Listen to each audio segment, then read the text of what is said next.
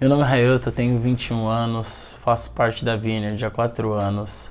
A minha história com Jesus começou desde pequeno, quando meus pais se separaram e, apesar das dificuldades, minha mãe sempre nos levava para a igreja, porque sabia que o único socorro e a nossa esperança era que Jesus era o Senhor da nossa casa. Frequentei a igreja durante 12, 13 anos e depois disso parei de ir. E fiquei um tempo fora da igreja, onde minha vida não fazia nada de errado, porém não fazia nada conforme a vontade de Deus. Vivia uma vida assim morna, podemos se dizer. Entrei no colegial, conheci o Wise Madness, onde, através do acampamento, Jesus me encontrou. Eu tive uma experiência real com Ele, onde eu tive vontade de me batizar, e nessa época eu tinha 17 anos. Quando isso tudo aconteceu, perguntei para o Fabrício, que era o meu líder de dança. Ele falou assim: semana que vem na Vineyard vai ter um batismo, se você quiser, você pode ir lá. Desde então, faço parte da Vineyard há 4 anos. E Jesus tem transformado a minha vida de uma forma assim extraordinária. Hoje eu posso perceber a necessidade de respeitar mais minha mãe, como ser um bom filho, ser um bom irmão, ser uma pessoa com caráter semelhante a Cristo. E hoje eu trabalho no Wise Madness e lá eu trabalho como educador social, cuido de crianças em situações de risco, onde muitas vezes elas são expostas a perigo de pedofilia, abuso sexual, os pais usuários de drogas, brigas conjugais. E tratando com essas crianças bem vulneráveis, eu posso ver a necessidade de ser pregado o evangelho lá para elas. E Jesus tem me usado muito para falar com essas crianças e como mostrar para elas que ainda há uma esperança, que se você aceita Jesus e quando Jesus começa a fazer parte da sua vida, as coisas mudam. Talvez a pior situação da sua vida não pode mudar, mas Jesus muda você. E isso faz toda a diferença, como você vai passar por uma situação ruim ou sendo ela boa. Eu vejo como isso tem sido bom para mim, porque eu cresço mais na fé, eu vejo como Deus cuida de mim e tem sido muito bom caminhar essa vida cristã, sabendo que Deus está sempre ao meu lado, sempre me capacitando, sempre me corrigindo, me moldando, e a esperança maior minha é que um dia irei encontrá-lo. E é isso. Nós vamos falar sobre Davi. Olha que coisa, né? Nós temos o pequeno Davi ali, e eu vi que tem um monte de Davi aqui na igreja. Acabei de ver alguém chamando um Davi ali, correndo por ali, e nós temos mais um Davi, mas nós vamos hoje falar sobre o Davi da Bíblia. E esse Davi aqui, o rei Davi, pensa num personagem famoso. Davi é um dos personagens bíblicos mais famosos que existem. Tem muitas passagens que contam a respeito de Davi. Davi tem inúmeros coisas, guerras que ele participou e ganhou, milagres que ele presenciou, ele foi ungido pelo Senhor. Eu escuto histórias sobre Davi desde que eu sou picurrucho, assim. Eu ia na escola dominical, na presbiteriana do Bela Vista, lá em Bauru. Tem igreja até hoje lá no Bela Vista, em Bauru. E lá a gente ouvia a respeito das histórias de Davi, das guerras que Davi teve, das guerras que ele participou, como ele derrotou Golias, que é a minha história favorita. Eu ainda me lembro de quando era pequeno, a professora usava o franelógrafo. Sabe o que é franelógrafo? Não, né? Se você sabe, talvez você revele um pouco aqui a sua idade. Mas franelógrafo era mais ou menos um painel, como se fosse uma textura igual essa que a gente tem na parede aqui. E aí, naquela época não tinha projetor. Então, para contar as histórias da Bíblia, as professoras desenhavam algumas vezes em EVA, recortavam, e aí tinha uma dupla face, elas colavam nesse franelógrafo para contar as historinhas lá. E lá eu me lembro de quando era pequeno ver no franelógrafo o Davi recortadinho lá. É um Davi cansado, um pouquinho desbotado, né? mas era legal ouvir as histórias a respeito de Davi. E eu gosto demais, não sei se você já teve a curiosidade de ler, principalmente do começo da história de Davi. Natan vai lá, né? De repente, Deus vira para Natan e fala o seguinte: eu rejeitei Saul. Eu não quero mais Saul como rei de Israel. Por conta de uma série de fatores, ele foi rejeitado por Deus. E aí Deus falou assim: eu tenho um novo rei para Israel, e ele é filho de Jessé. Vai lá e unge ele o novo rei de Israel, enquanto Saul ainda estava no trono ainda. E aí Natan foi lá, chegou à casa de Jessé e chamou o primeiro filho de Jessé para ser ungido rei, né? Geralmente é o primogênito. E chegou um cara lá, um armário, cara forte, grande, imponente. Natan deve ter pensado assim: é esse cara aí, gostei dele, presença, tipo guia assim, ó, fortinho, né, maromba, come ovo no café da manhã, com proteína, bombado. E ele olhou lá e falou: deve ser esse. E aí Deus chegou e falou assim: opa, não é esse aí não, segura a emoção. Aí ele falou: mas não é esse? Não. Aí ele falou: tem outro filho aí? Chamou o outro, veio o segundo, 10 centímetros maior. Não tem isso na Bíblia, tá, gente? Estou imaginando aqui com vocês. Fala lá que os filhos dele eram robustos, né? E aí você olhava lá e falava assim, aí chegou o próximo, Natan virou pro Senhor e falou: ah, deve ser esse, parrudo aí, né? Geralmente o rei era o cara que ia à frente na guerra, né? Samuel, é verdade, Samuel. E aí chegou lá, chamou e falou assim: ó, deve ser esse aí. Ele falou assim: não é esse aí não. E aí virou para Jessé e falou assim, passou todos os filhos e falou assim: e aí, não tem mais nenhum filho? Tá, então cadê tem mais algum? Olha a moral que Davi tinha. Falou assim: ah, tem mais um sim, é um pastor de ovelhas, Davizinho. Quer que chame? Davizinho? Ele falou: chama lá o menino lá. E aí veio Davizinho, tudo sujo, imagina, trabalhando com ovelha lá, né, o dia inteiro sendo pastor de ovelha. E aí ele olhou e o Senhor falou para ele o seguinte: é esse o novo rei de Israel. E ele falou, ainda tem uma passagem lá que fala assim: olha, a gente não pode escolher, eu não escolhi o novo rei baseado naquilo que os olhos veem, mas eu vejo o coração. E aí Davi é ungido com óleo, o novo rei de Israel. Que história fantástica, esse comecinho é muito legal. E pensa que ele não tinha muita moral, não tinha, né? Foi o último a ser chamado, era o filho mais novo, era um menino quando ele foi ungido rei. E logo depois dessa história aqui, a gente vê o Davi indo enfrentar a outra história que eu gosto muito, que é Golias. Você imagina uma criança, que o pessoal deve ouvir essa história, e aí você ouve uma história e fala assim: Davi matou um gigante. E eu era pequeno e eu falava: uau, quando eu crescer eu quero matar um gigante, né? Você ouve essa história e você fala assim: cara, que legal. E ele matou com o quê? Minha professora da escola dominical falou assim: com uma pedrinha, numa funda. E eu falei: uau, com uma pedrinha e uma funda. O que é uma funda? Né?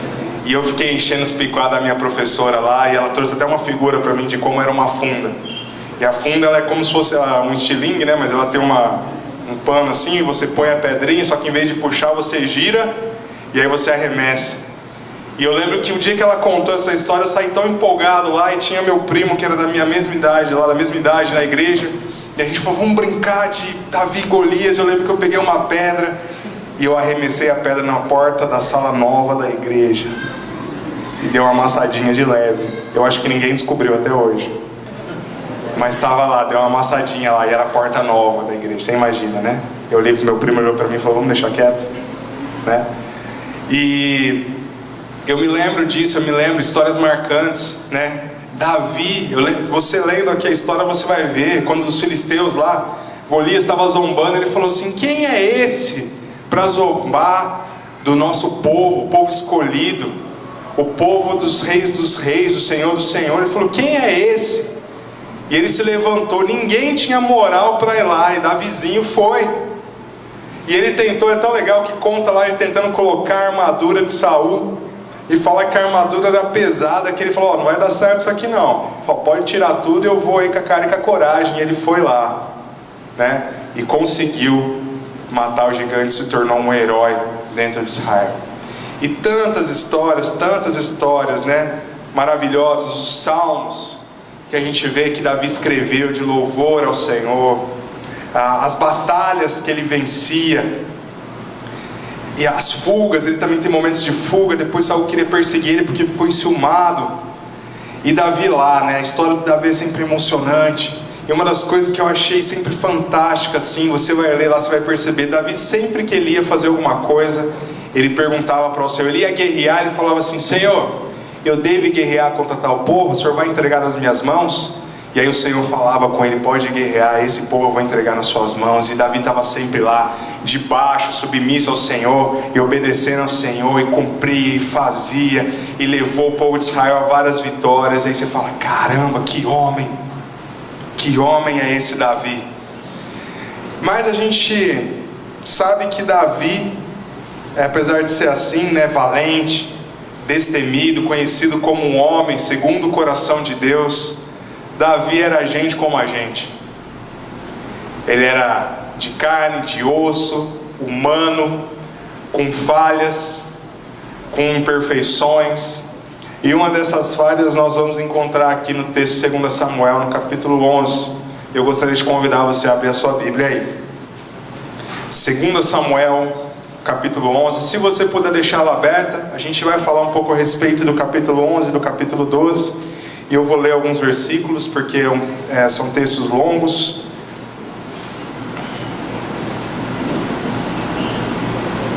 Mas eu gostaria que você lesse comigo aí. Então, 2 Samuel, capítulo 11. Nós vamos ler agora a partir do versículo 1.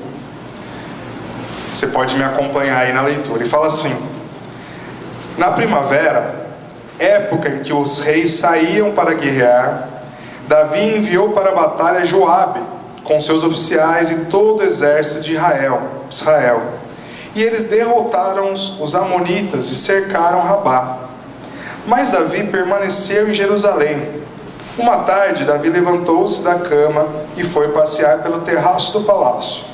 Do terraço, viu uma mulher muito bonita, tomando banho, e mandou alguém procurar saber quem era. Disseram-lhes, é Betseba, filha de Eliã, a mulher de Urias, o Hitita.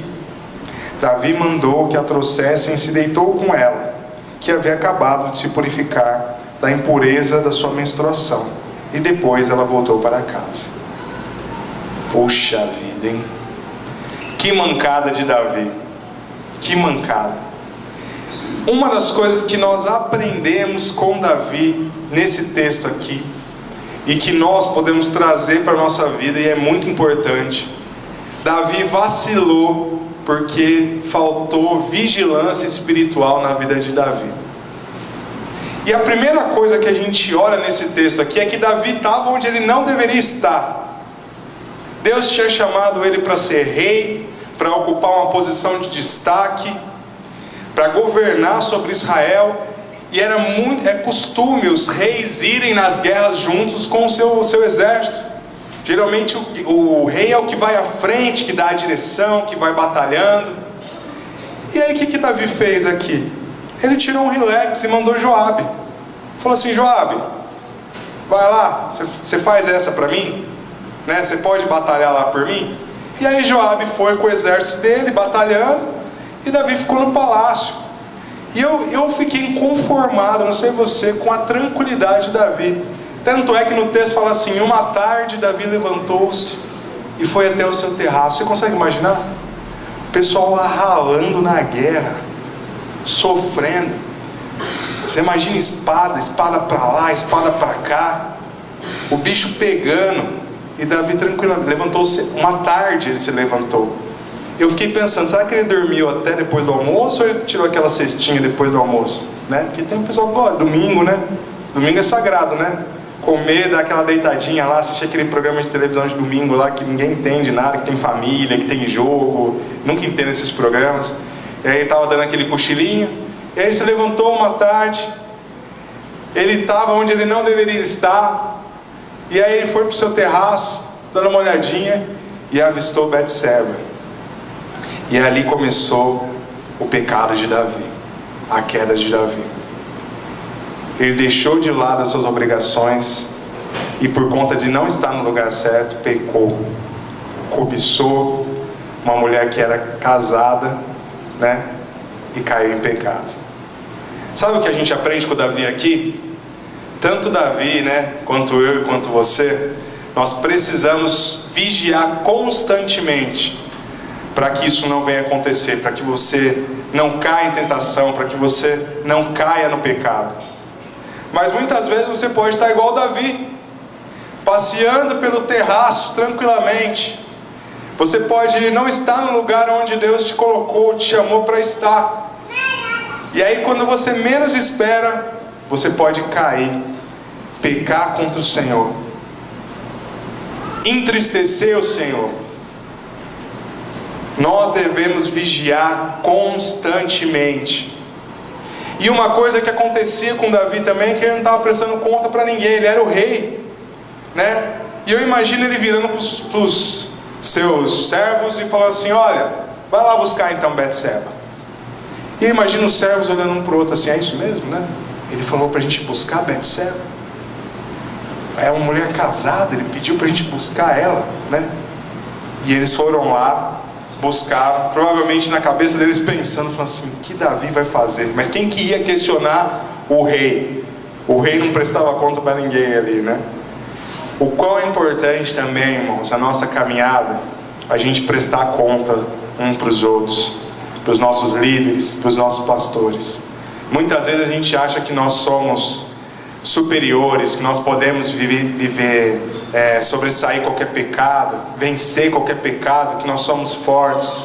Mas muitas vezes quando você não está vigiando, é aí que o pecado vem e acontece. Então, irmão, vigie. Não seja imprudente como Davi foi nesse momento. Vigie, preste conta da sua vida e esteja onde Deus te colocou para você estar.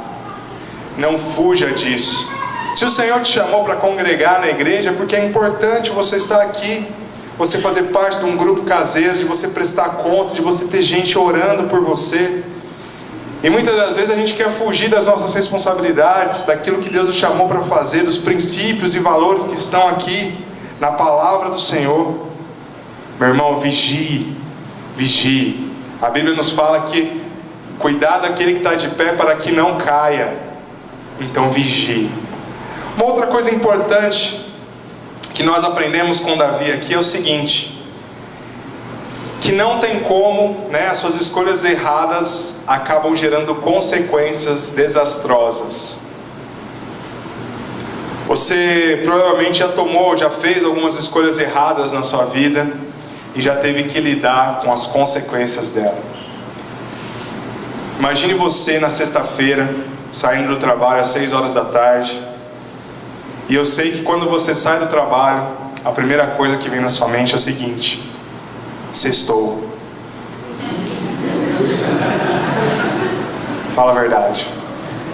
E quando vem essa palavra na sua cabeça, o sextou, você fala assim: eu mereço um hambúrguer, eu mereço uma pizza, porque é sexta-feira. Eu e a Débora, a gente está tentando nos policiar lá, porque chegava sexta-feira a gente queria comer coisa gostosa, e coisa gostosa nunca é light, né? Nunca é light. Então você vem com esse pensamento e fala assim: nossa, eu trabalhei a semana inteira, eu mereço.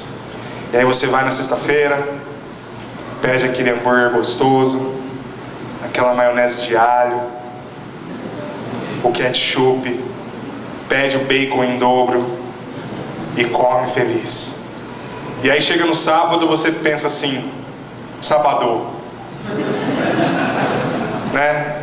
E vem o almoço lá, feijoada, arrozinho um pouco pesado, temperado. Chegou sábado à noite, ontem foi lanche, hoje é sábado, final de semana, uma pizza de leve. Domingo, macarronada com frango, maionese. O pessoal não fala maionese, fala maionese. E aí você toma um monte de decisão errada, e quando chega na segunda-feira você pesa e fala assim: Senhor, o que aconteceu? Por que, Senhor? né? E você olha para a balança e está lá os 3 quilos da decisão errada que você tomou no final de semana. E se você toma essas decisões erradas durante muito tempo, você vai ver que a consequência vai piorando.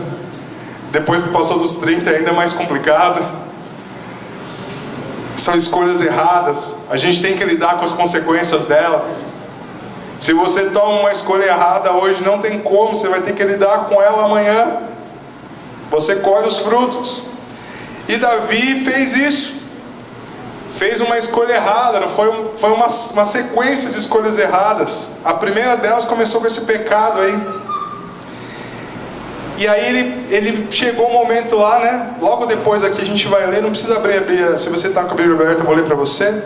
Mas a gente leu até o versículo 4, no versículo 5 fala assim: a mulher engravidou e mandou um recado a Davi dizendo que estava grávida.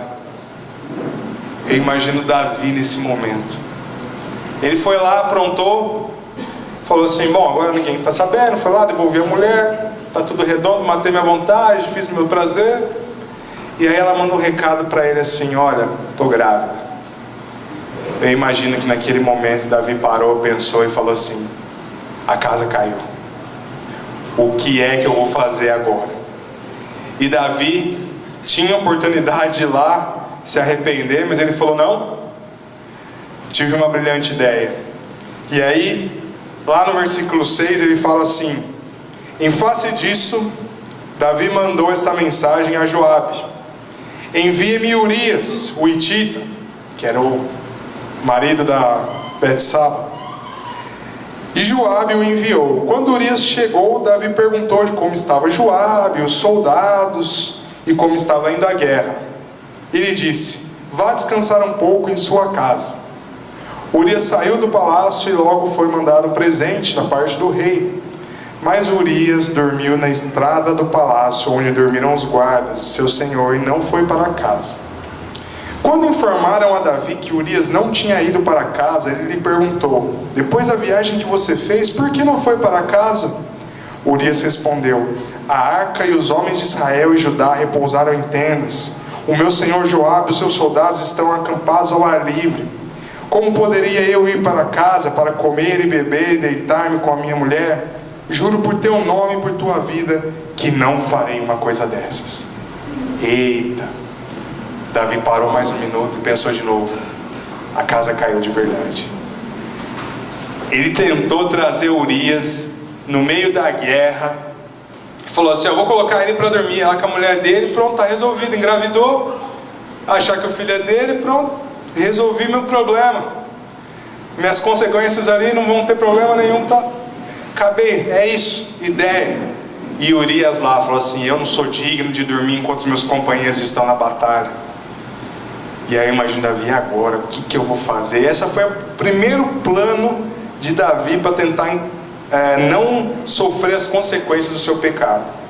E aí logo depois ele viu que não deu certo. Ele falou assim: ó, Urias, vem cá.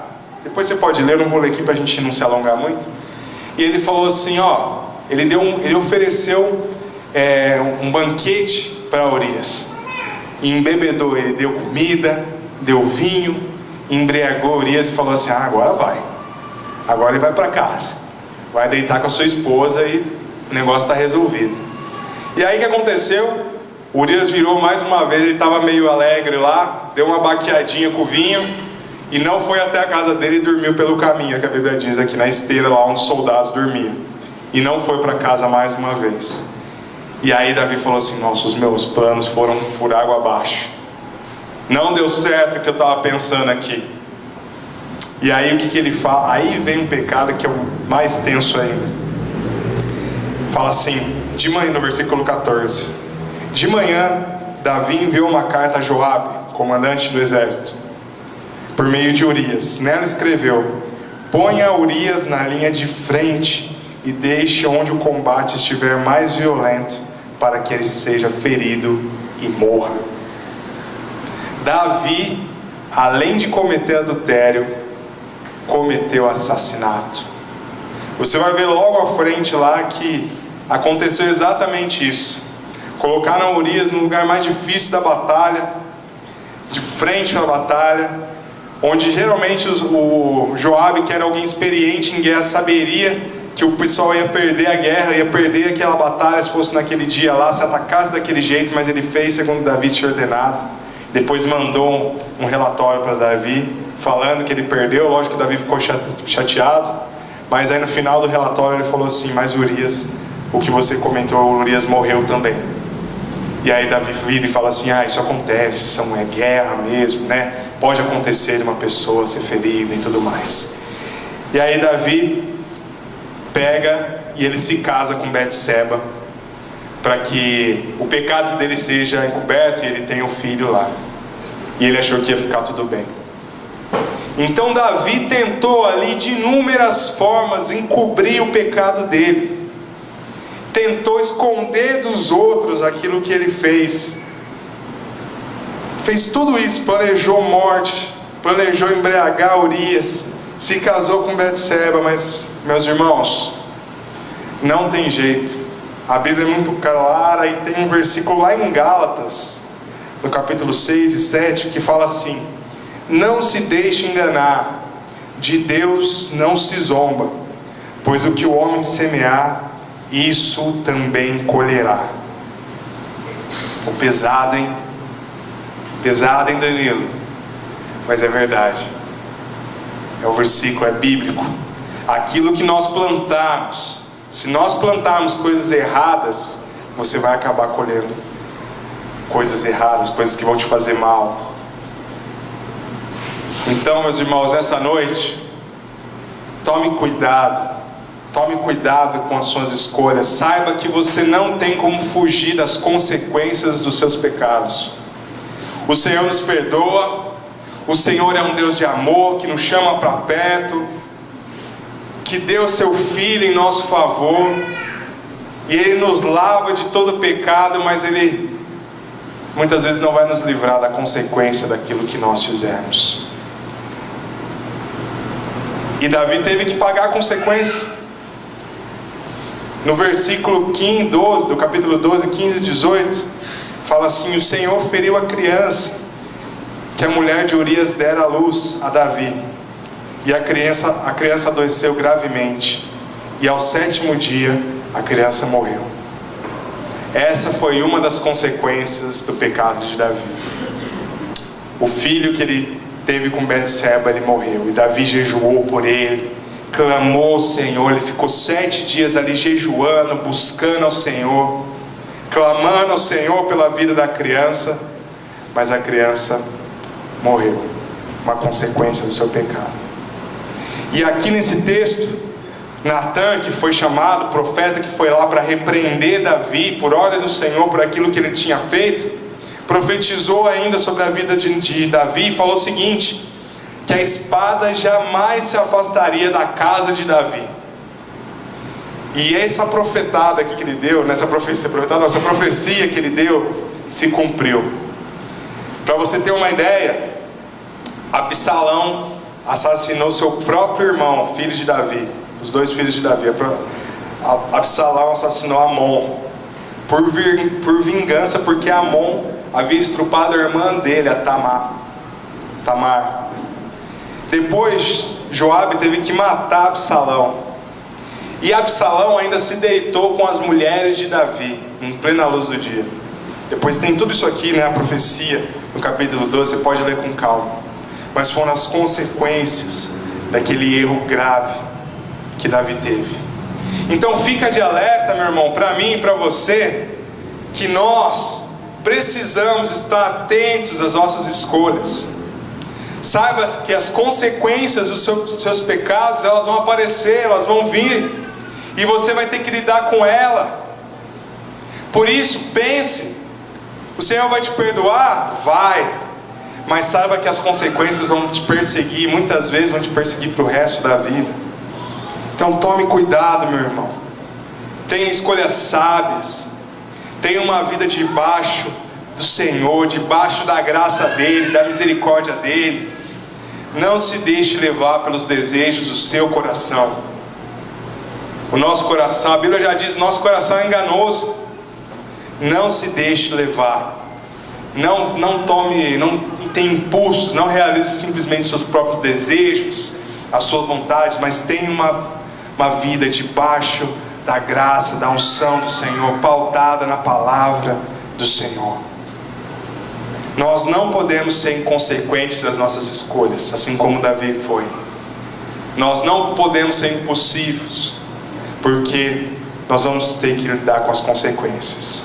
Então, toda vez que você for tomar uma decisão, que você for fazer alguma coisa, que você resolver ir para uma direção, para um lado, ou até mesmo qualquer coisa que seja, por favor, meu irmão, coloque a sua vida diante do Senhor. Busque a orientação do Senhor. Veja se está pautado na palavra do Senhor, para você não ter que lidar com as consequências. E o último ponto que nós vamos ver aqui nessa noite é a respeito do arrependimento de Davi. No capítulo 12, no versículo 13, fala assim: então Davi disse a Natã: pequei contra o Senhor. E Natã respondeu: o Senhor perdoou o seu pecado, você não morrerá. Irmãos, quando nós pecarmos, e se porventura nós pecarmos, nós temos que lembrar, principalmente hoje, daquilo que o Senhor fez por nós na cruz do Calvário. O sacrifício que Ele pagou, o amor que Ele tem pela minha vida e pela sua. Nós não merecemos. Nós não merecemos. Se você olhar para a sua vida e olhar para as Escrituras e analisar o seu coração, você vai ver que não há nada de bom aqui dentro por nós mesmos. Quando eu leio a palavra do Senhor, quando eu escuto uma pregação, algumas vêm como uma flecha no meu coração, mostrando o quão errado eu sou, o quão pecador eu sou, o quanto eu dependo do Senhor. Mas nós precisamos olhar para isso. É isso aqui que vai nos afiar, que vai nos transformar. E nós precisamos lembrar que mesmo nós somos, os mais pecadores, os piores do mundo. Eu sei que eu sou um péssimo ser humano, mas quando eu olho para o Senhor, para a graça dele, eu lembro que existe perdão em Jesus, que existe a possibilidade de uma redenção, não porque eu sou bom, não porque eu pratico boas obras, mas pelo amor do Senhor, pela graça dele. E depois você pode ler com calma lá no Salmo 51. Na verdade, abre aí, vamos ler só um trecho lá, Salmo 51. Esse foi o salmo que Davi escreveu quando ele se arrependeu, quando ele percebeu o tamanho do pecado que ele havia feito. Ele escreveu, e todo esse salmo aqui é um salmo de quebrantamento, de arrependimento. E eu quero que você leia comigo aí a partir do versículo 9. Salmo 51, versículo 9. Fala assim: esconde o rosto dos meus pecados e apaga todas as minhas iniquidades. Cria em mim um coração puro, ó Deus, e renova dentro de mim um espírito estável. Não me expulses da tua presença, nem tires de mim o teu Santo Espírito. Devolva-me a alegria da tua salvação e sustenta-me como um espírito pronto a obedecer. Então ensinarei os teus caminhos aos transgressores, para que os pecadores se voltem para ti. Até aqui tá bom. E todo esse salmo aqui é um salmo de quebrantamento, de arrependimento. E sabe o que acontece muitas vezes hoje em dia, comigo e com você?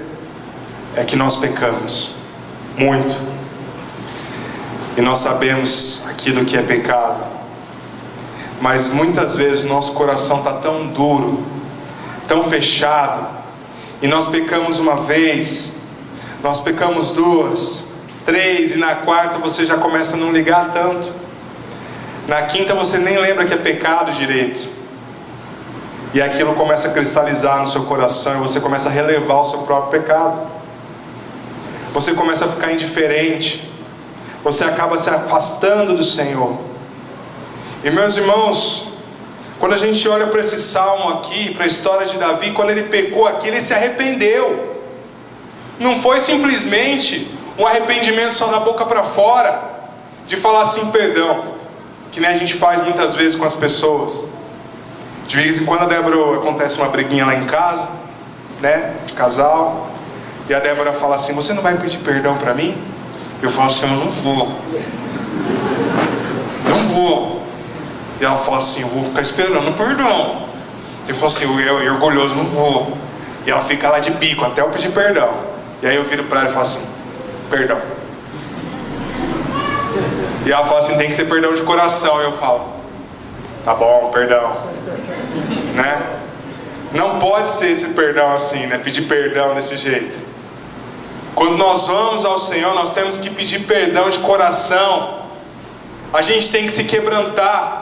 Quanto tempo você está ouvindo a respeito de um pecado que você tem e você não se dobra diante do Senhor? Você não coloca o seu coração diante do Senhor, se arrependendo de verdade. Um coração quebrado, um coração humilde, um coração que fala e reconhece a soberania do Senhor. Quantas vezes nós estamos pecando, nós estamos abandonando ao Senhor, nós estamos vivendo de acordo com a nossa própria vontade, com os nossos desejos, nos esquecemos de quem o Senhor é, daquilo que Ele fez na cruz do Calvário por nós, do alto preço que foi pago pela minha vida e pela sua vida. Nós precisamos nos lembrar disso.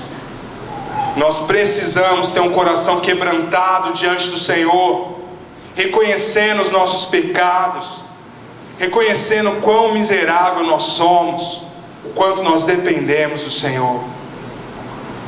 Nós dependemos do Senhor.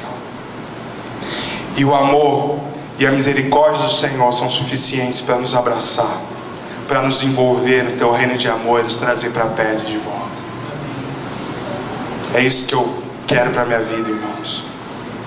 E eu analiso a minha vida e eu percebo para mim o quantas vezes eu não sou genuíno em pedir o perdão real para o Senhor. Eu ouço uma pregação, eu vejo a palavra do Senhor e eu falo assim, nossa, eu estou errado. Eu preciso mudar. E aquilo fica na minha cabeça, o Espírito Santo me incomoda, mas muitas vezes eu não quero. Muitas vezes eu sou orgulhoso e eu não me ajoelho, eu não me quebro diante do Senhor. Meus irmãos, se nós amamos ao Senhor, se nós falamos que realmente Ele é o nosso mestre, eu e você, nós temos que ter esse coração quebrantado diante dEle. Quebrantado. Em Lamentações, capítulo 3, o versículo 22 e 23 fala o seguinte: as misericórdias do Senhor são a causa de nós não sermos consumidos, porque a sua misericórdia não tem fim e ela renova-se a cada manhã. Grande é a tua fidelidade. Grande é a tua fidelidade. Eu e você, nós somos infiéis. Eu e você muitas vezes queremos viver de acordo com o nosso próprio coração, queremos viver de acordo com os nossos desejos, as nossas vontades. Nós somos infiéis, mas o Senhor continua sendo fiel. O Senhor continua nos amando. O Senhor continua nos chamando para perto. E Paulo lá em Romanos, ele fala o seguinte: onde abundou o pecado, superabundou a graça do Senhor. Glória a Deus, irmãos. Glória a Deus. Glória a Deus. Onde abundou o pecado, superabundou a graça. Nós somos perdoados por esse amor infinito. Mas para isso você precisa ter um coração quebrantado. Então nessa noite eu quero que você saia aqui pensando nesses pontos que nós conversamos a respeito da vida de Davi. Você precisa ter um coração quebrantado diante do Senhor. Você precisa ter escolhas certas a respeito daquilo que você vai fazer para não ter que lidar com as consequências dos seus erros, dos seus pecados. Lembrando que nós não estamos livres dos nossos pecados. E principalmente, meu irmão, vigie. Lembre de vigiar cuidar da sua vida espiritual, para que você não venha cair em pecado, assim como Davi. Então, avalie sua vida agora. Avalie. Pense a respeito dela. Eu não conheço você, você também não me conhece profundamente. Você me conhece, não me conhece profundamente. O Senhor conhece os nossos pecados, o menor deles Ele conhece o nosso coração, Ele conhece o íntimo do nosso ser. Davi mesmo fala que não existe como se esconder do Senhor. Aonde Ele for, o Senhor vai estar lá, e Ele conhece, Ele sabe das nossas imperfeições, dos nossos pecados.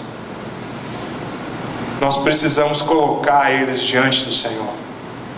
Nós precisamos confessar diante dele os nossos erros e abandoná-los.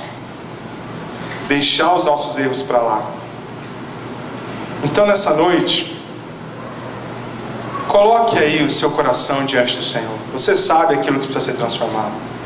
Você vem aqui domingo após domingo, ou você vai num grupo pequeno, ou você lê a palavra, ou você ouve uma mensagem no rádio, no YouTube, e você sabe aquilo que você precisa mudar, aquilo que você precisa transformar, e saiba que o Senhor é fiel e justo e bom para nos perdoar e nos lavar de qualquer pecado.